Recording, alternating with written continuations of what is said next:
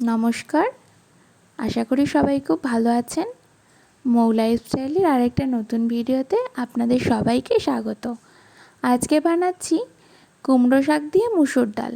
এই কুমড়ো শাকগুলো আমাদের বাড়িতেই হয়েছিল জানেন। মুসুর ডালটাকে প্রথমেই আধা সেদ্ধ করে নিয়ে তারপরে কুমড়ো শাকটাকে এর মধ্যে দিয়ে দিয়েছি। এরপর ঢাকা দিয়ে 2 মিনিট মতো রেখে দিয়েছিলাম। ঢাকা খুলে দেখলাম আধা সেদ্ধ হয়ে গেছে। আবার এতে নুন আর হলুদ আর কাঁচা লঙ্কা কুচি অ্যাড করে দিয়েছি। এরপর আবার ঢাকা দিয়ে 5 মিনিট মতো লো ফ্লেমে সেদ্ধ করে নেব।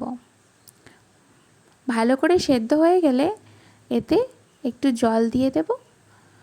জলটা ফুটে এলে তারপরে এটাকে নামিয়ে নেব।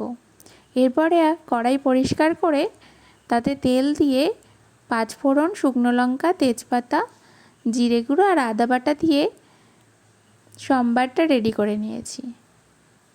তারপরে ভাজা ভাজা হয়ে গেলে এতে ডাল ঢেলে দিয়েছি। ব্যাস রেডি কুমড়ো শাক দিয়ে মুসুর ডাল। গরম ভাতের সাথে দারুণ লাগে এটা। আপনারা রুটির সাথেও পরিবেশন করতে পারেন।